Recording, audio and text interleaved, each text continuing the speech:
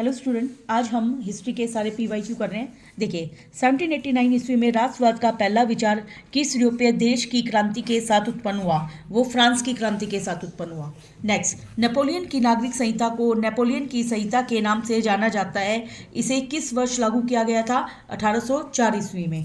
Next, Europe का पूर्वी एवं मध्य भाग किन राजतंत्रों के अधीन था? निरंकुश राजतंत्रों के। यूरोप के पश्चिमी एवं मध्य भागों में औद्योगिक इकाइयों एवं व्यापार में बढ़ोतरी से किसका विकास हुआ था? शहरों का। किस वर्ष पर्शिया की पहल पर शुल्क संघ जोल वेराइन का गठन किया गया? 1834 ईस्वी में।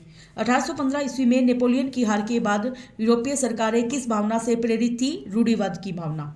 निम्नलिखित में से किस क्रांति को राष्ट्रवाद की पहली अभिव्यक्ति कहा जाता है? फ्रांसीसी क्रांति को। किसके गुप्त संगठनों के आधार पर जर्मनी, फ्रांस, पोलैंड एवं स्विट्जरलैंड में भी अनेक गुप्त संगठनों का निर्माण किया गया? मेस्सनी के कहने पर। नेक्स्ट, 18 मई 1848 की मई क्रांति में 831 निर्वाचित प्रतिनिधि किसमें अपना स्थान लेने के लिए एवं जुलूस में शामिल हुए थे? फ्रैंकफर्ट संसद के अंदर। 18 जनवरी 1871 को जर्मन राज्यों के शासकों, सेना के प्रतिनिधियों एवं प्रमुख मंत्री बिस्मार्क सहित पर्शिया के महत्वपूर्ण मंत्रियों की बैठक कहाँ हुई थी? वर्साई के महल में। जुस्पे गैरिबोल्डी किस अन्य नाम से प्रसिद्ध थे? रेड शर्ट्स के नाम से। नेक्स्ट, बाल्कन भौगोलिक एवं जातीय भिन्नता का एक क्षेत्र था। यह किस साम्राज्य के नियंत्रण में था? तुर्क साम्राज्य। निम्नलिखित में से कौन जर्मनी के एकीकरण के वास्तुकार थे? Ottoman Bismarck. निम्नलिखित में से किसने 1830 के दशक में एकीकृत इतावली गणराज्य के लिए एक सुविचारित कार्यक्रम प्रस्तुत करने का प्रयास किया था? जूसेप्पे मेत्तिसीनी ने।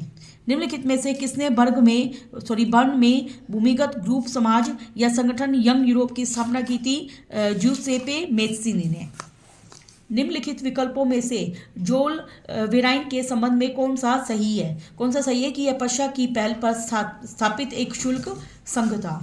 निम्नलिखित में से कौन सा युग्म समूह पर्शिया के साथ 3 युद्धों में सम्मिलित रहा जो जर्मनी की जीत और एकीकरण के साथ समाप्त हुआ था? उसमें शामिल थे बेटा ऑस्ट्रिया, डेनमार्क और फ्रांस। मोस्ट इंपोर्टेंट क्वेश्चन है ये। ओटो वोन बिस्मार्क को जर्मन एकीकरण का जनक क्यों कहा गया था? कि उसने राष्ट्र निर्माण प्रक्रिया में सेना और नौकरशाही की मदद ली थी। नेक्स्ट, इस जर्मन दार्शनिक ने दावा किया कि आम लोगों के मध्य जर्मन संस्कृति थी। राष्ट्र की आत्मा लोकगीतों में, जनकाव्य में और लोक नृत्यों से प्रकट होती थी। तो वो था योहान गोटफ्रीड हेडर। नेक्स्ट, नीचे दिए गए कथनों में नेपोलियन संहिता के संबंध में कौन सा कथन सत्य है? क्या सत्य है? ये सारे सभी सत्य देखो कि नेपोलियन द्वारा इसकी शुरुआत 1804 ईस्वी में की गई थी। नेपोलियन संहिता बहुत इंपॉर्टेंट है इस लेसन में। इस संहिता ने जन्म पर आधारित विशेष अधिकारों को समाप्त कर दिया था और इस संहिता ने डच गणतंत्र, स्विट्जरलैंड, इटली और जर्मन में प्रशासनिक विभाजनों को आसान बनाया था। इसके द्वारा शहरी क्षेत्रों में भी कारीगरों के श्रेणी संघों की प्रथा के नियंत्रण को हटा दिया गया था। नेक्स्ट क्वेश्चन, 1815 के पश्चात नया रूढ़िवाद के उत्थान के संबंध में दिए गए कथनों में से कौन सा कथन सत्य है? देखिए, 1815 ईस्वी में नेपोलियन की हार ने यूरोपीय रूढ़िवाद के उत्थान को प्रेरित किया था। ये भी सही है। नेपोलियन को परास्त करने वाली यूरोपीय शक्तियों में ब्रिटेन, रूस, प्रशिया और ऑस्ट्रिया सम्मिलित थे। ये भी ठीक है। नेक्स्ट, जो वियना संधि है 1815 ईस्वी में हुई थी। ये भी इंपॉर्टेंट है। देखिए, ये डेट याद रखनी है आपको अच्छे से। वियना संधि 1815 में हुई थी। नेक्स्ट क्वेश्चन अपना, निम्नलिखित में से सही क्रम को सुमेलित करना है। देखिए, सबसे पहले क्रम आएगा फ्रांस में सबसे पहले उदारवाद का उदय हुआ था। फिर हमारा दे रखा है इटली अस्तित्व में आई थी। उसके बाद फिर नेपोलियन युद्ध की शुरुआत हो गई थी। फिर वियना की संधि हुई थी। नेक्स्ट अपना क्वेश्चन, ब्रिटेन के राष्ट्र राज्य के निर्माण से संबंधित निम्नलिखित घटनाओं को कालक्रम अनुसार व्यवस्थित कीजिए। देखिए, हमारा इसका ऑप्शन है, पहले आंग्ल संसद ने राजतंत्र से ताकत छीनी थी। फिर हुआ था इंग्लैंड और स्कॉटलैंड के बीच एक्ट ऑफ यूनियन। फिर उसके बाद ब्रिटिश प्रभाव के विरुद्ध कैथोलिक विद्रोह हुआ था।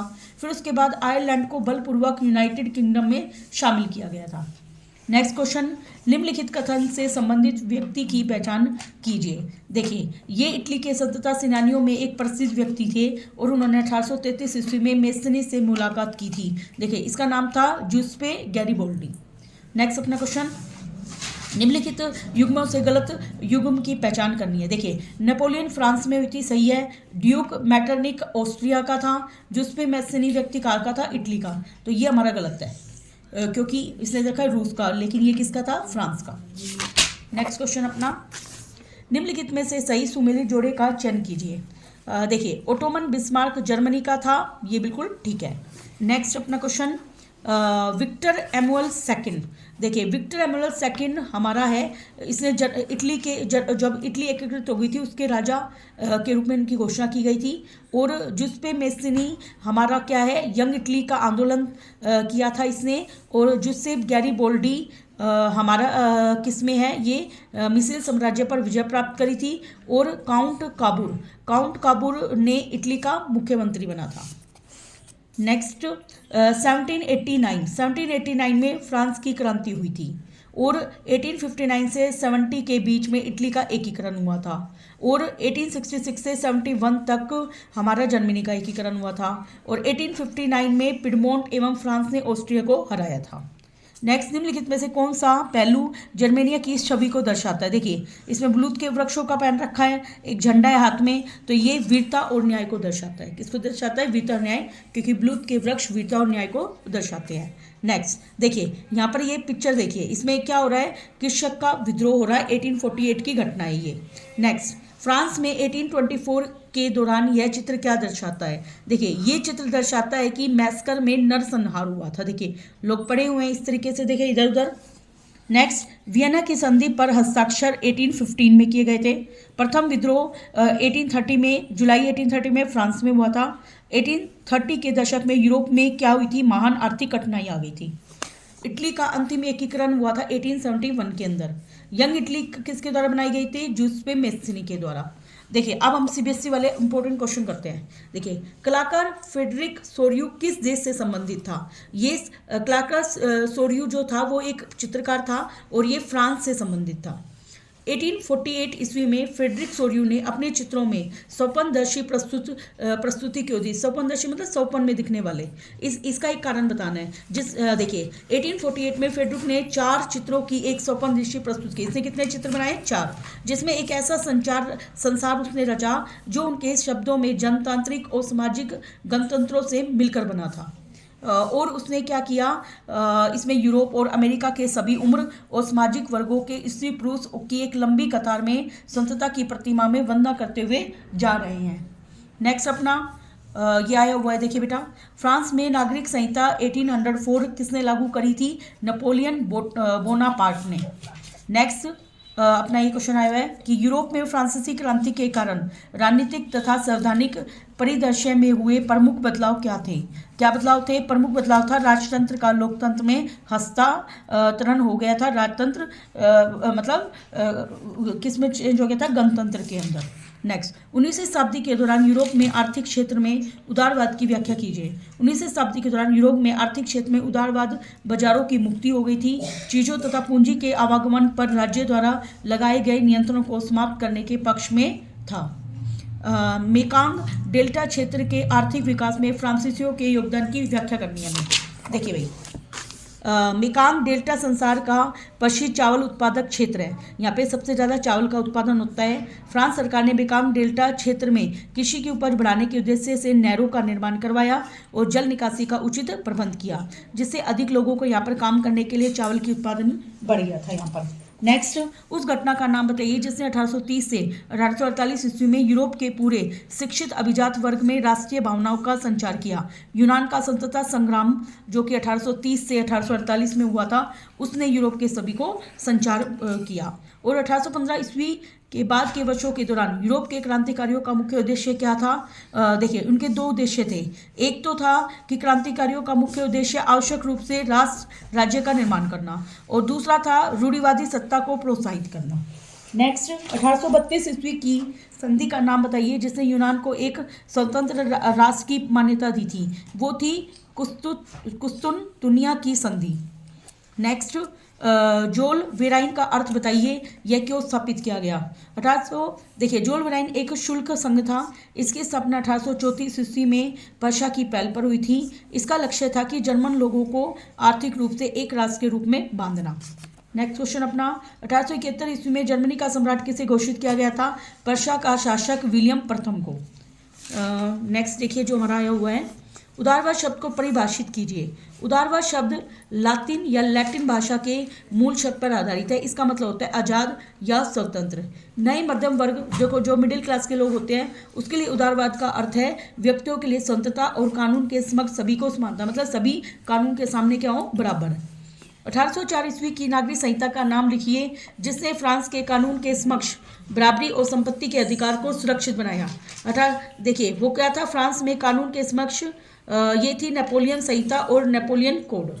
नेक्स्ट, उन साम्राज्य का नाम लिखिए जिसने 18वीं सदी में ऑस्ट्रिया और हंगरी पर शासन किया। 18वीं शताब्दी में ऑस्ट्रिया और हंगरी पर शासन करने वाले थे साम्राज्य हैब्सबर्ग। 1859 ईस्वी का इंग्लैंड एमिग्रेशन एक्ट बागानों में काम करने वाले मजदूरों के लिए कष्टदायक क्यों था?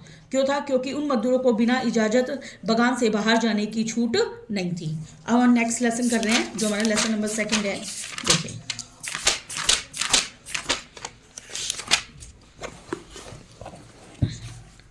भारत में आधुनिक राष्ट्रवाद का विकास अंतिम रूप में से किससे जुड़ा हुआ है? उपनिवेशवाद विरोधी आंदोलन से। प्रथम विश्व युद्ध का प्रारंभ कब हुआ था? वर्ष 1914 में, जो 1914 से 1918 तक चला था। वर्ष 1921 की जनगणना के अनुसार भारत में 12 से 13 मिलियन भारतीय किससे प्रभावित रहे थे? महामारी से। गांधी जी ने गुजरात के खेड़ा जिले के किसानों के समर्थन में सत्याग्रह कब किया था? वर्ष 1917 में। भारत में किस वर्ष असहयोग खिलाफत आंदोलन की शुरुआत हुई थी? जनवरी 1921 में। कांग्रेस के किस अधिवेशन में असहयोग आंदोलन को शुरू करने का प्रस्ताव पारित किया गया था? कलकत्ता अधिवेशन 1920 में। गांधी जी द्वारा असहयोग आंदोलन को वापस लेने का मुख्य कारण क्या था? चोरा चोरी की घटना। ये इंपॉर्टेंट है क्वेश्चन अपना। आंध्र प्रदेश की गुडेम पहाड़ियों से कोरिल्ला आंदोलन युद्ध का नेतृत्व किसने किया था? अल्लूरी सीताराम राजू। ये भी इंपॉर्टेंट है काफी क्वेश्चन। किस प्रांत में परिषद का चुनाव बहिष्कार नहीं किया गया था? मद्रास के अंदर। नेक्स्ट, अवध में किसानों का नेतृत्व किस सन्यासी ने किया था जो पहले फिजी में इडेंट मजदूर थे? बाबा रामचंद्र ने। हिंदुस्तान सोशलिस्ट रिपब्लिकेशन आर्मी की स्थापना कब हुई थी? वर्ष 1928 में। पूना समझौता किसके मध्य हुआ था? महात्मा गांधी और BR अम्बेडकर के मध्य। मुसलमानों के अल्पसंख्यक राजनीतिक हितों की रक्षा के उद्देश्य से पृथक निर्वाचिका की मांग किसने करी थी? मोहम्मद इकबाल ने। नेक्स्ट, राष्ट्रवादी विकास के साथ किसने 12वीं शताब्दी में भारत माता की छवि बनाई थी? बंकिम चंद्र चट्टोपाध्याय ने।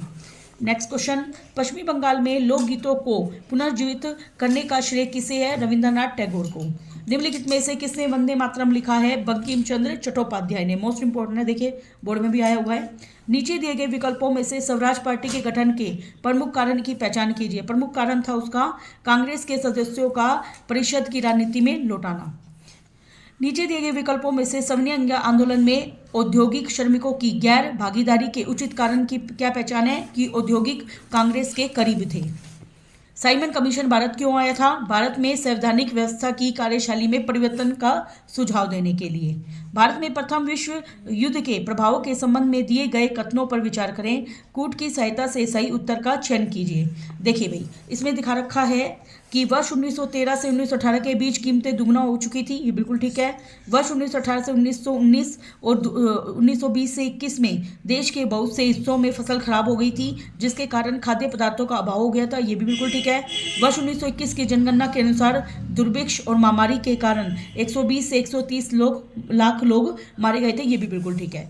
नेक्स्ट, नीचे दिए कथनों पर विचार कर असत्य कथन की पहचान करनी है हमें। देखिए, असत्य, वर्ष 1919 में मुंबई में एक खिलाफत समिति का गठन किया गया था। ये रोंग है।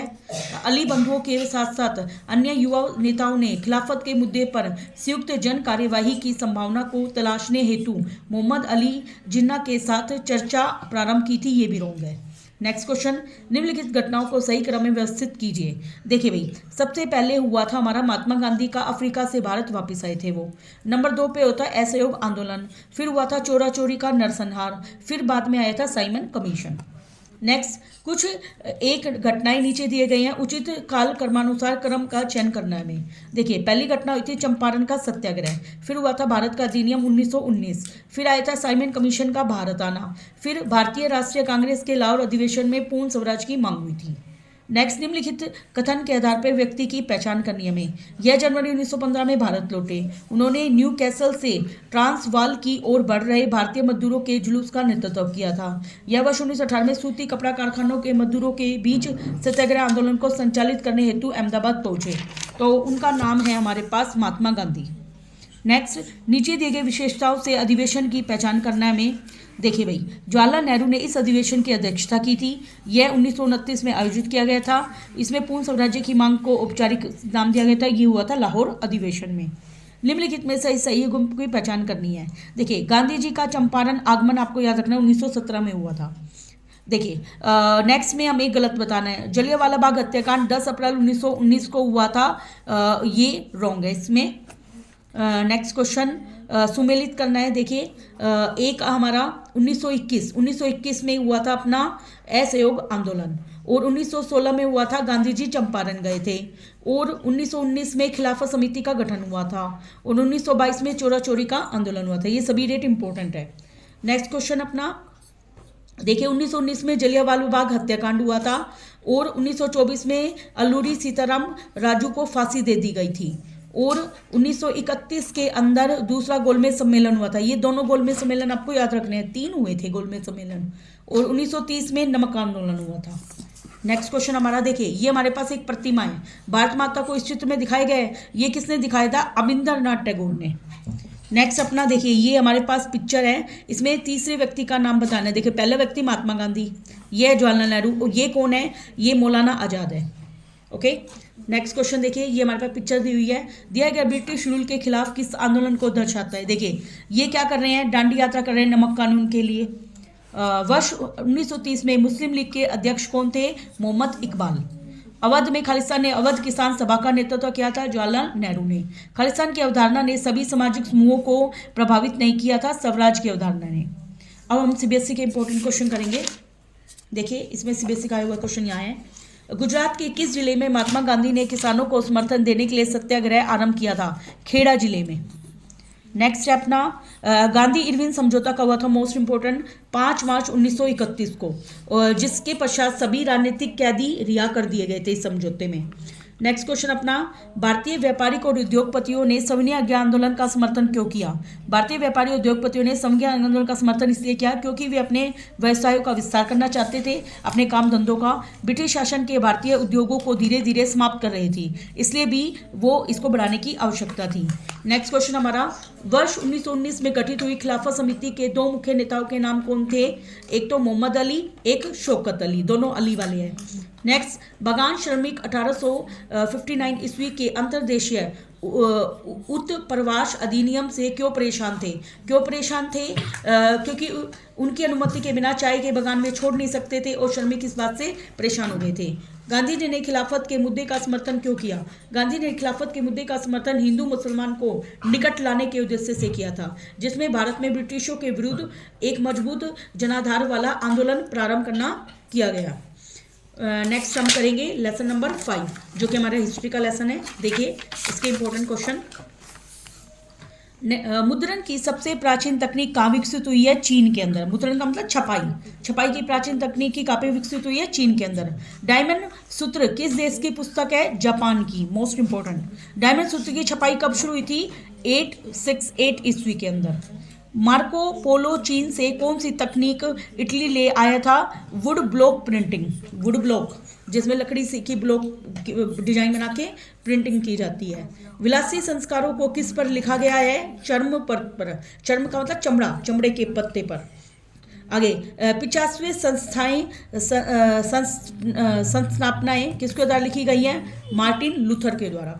मार्टिन लूथर किससे संबंधित है? प्रोटेस्टेंट धर्म से।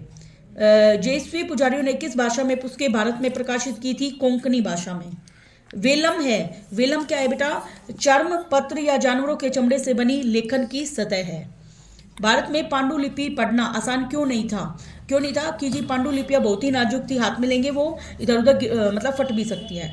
निम्नलिखित में से कौन सा कथन महिलाओं और मुद्रण के संदर्भ में सत्य है कि कैलाश भाषिनी देवी ने महिलाओं के अनुभवों पर लिखना शुरू किया था? निम्न कथनों पर विचार कीजिए और सत्य कथन की पहचान कीजिए। देखिए, यहाँ पे सत्य कथन पहला और दूसरा दिखा रखा है, क्या एक ही है? मुद्रण की सबसे पहली तकनीक चीन, जापान, फिर कोरिया में विकसित हुई और मुद्रण या छपाई प्रारंभ में हाथ से की जाती थी। बिल्कुल ठीक है ये। मुद्रण संस्कृति ने फ्रांसीसी क्रांति के लिए अनुकूलन परिस्थितियां रची।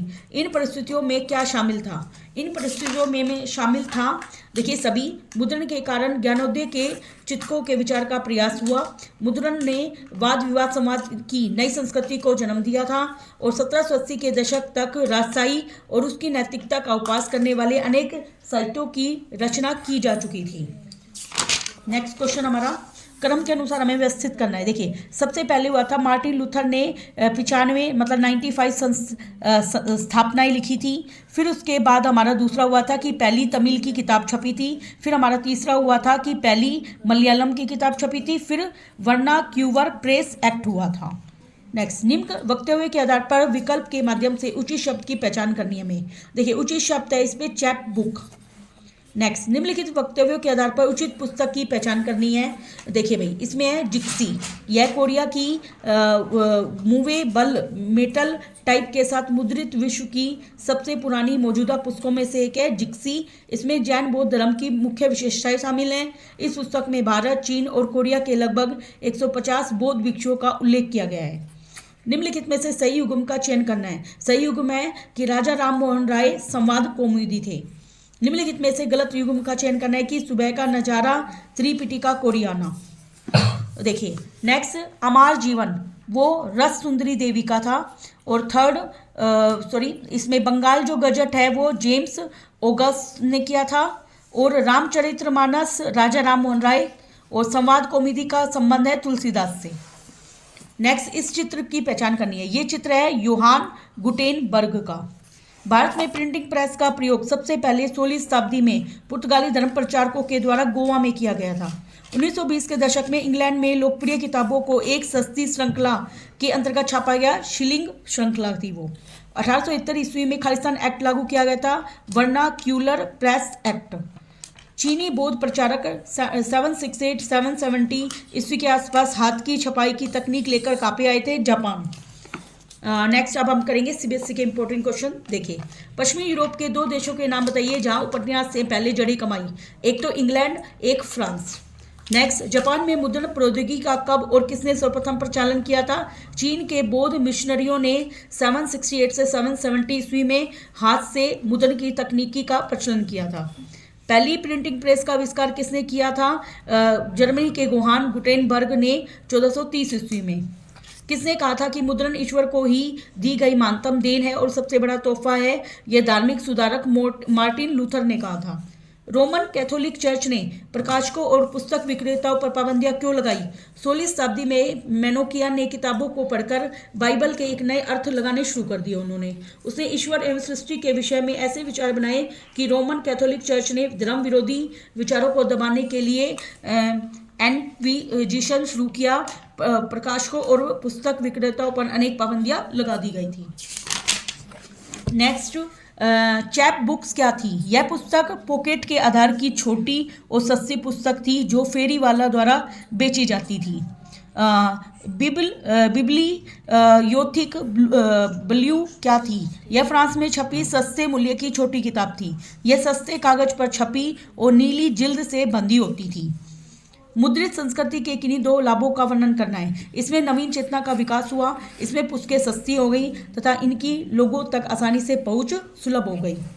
किन्हीं 3 भाषाओं के नाम लिखे जिसमें पहले मुद्रण होता था। एक तो कोंकणी, एक कन्नड़ और एक तमिल। बंगाल गजट का संपादक कौन था? इसके संपादक थे जेम्स ऑगस्ट हिक्की। राजा राम मोहन राय द्वारा प्रकाशित किताब का नाम क्या है? संवाद कौमुदी। नेक्स्ट, हमारा गुलामगिरी किसने लिखी है? गुलामगिरी लिखी है ज्योतिबा फूले ने। नेक्स्ट, 19वीं सदी में अंग्रेजों ने देसी प्रेस को बंद करने की मांग क्यों मांग करी? क्योंकि भाषीय समाचार पत्र और लेख राष्ट्रवाद को बढ़ाने में अग्रसर हो रहे थे। 1857 ईस्वी के विद्रोह के पश्चात अंग्रेजों द्वारा प्रेस की स्वतंत्रता को नियंत्रित करने के लिए प्रयास लागू किए गए थे। अतः 1878 ईस्वी में वर्नाक्यूलर एक्ट लागू किया गया। वर्नाकुलर प्रेस एक्ट क्या था? यह एक प्रतिबंधित प्रेस एक्ट था। इसे ब्रिटिश सरकार द्वारा भाषीय समाचार पत्रों पर नियमित नियंत्रण रखने के लिए पारित किया गया था। 13वीं शताब्दी के दौरान इटली में वुड ब्लॉक वाली छपाई की तकनीक का ज्ञान कौन लाया था? कौन लाया था यहाँ पे? महान खोजी यात्री चीन से इटली में वुड ब्लॉक लाया था। उसका नाम था मार्को पोलो। क्या नाम था? Marco Polo. ये हमारे क्वेश्चन हो गए सारे PYQ। Thank you very much.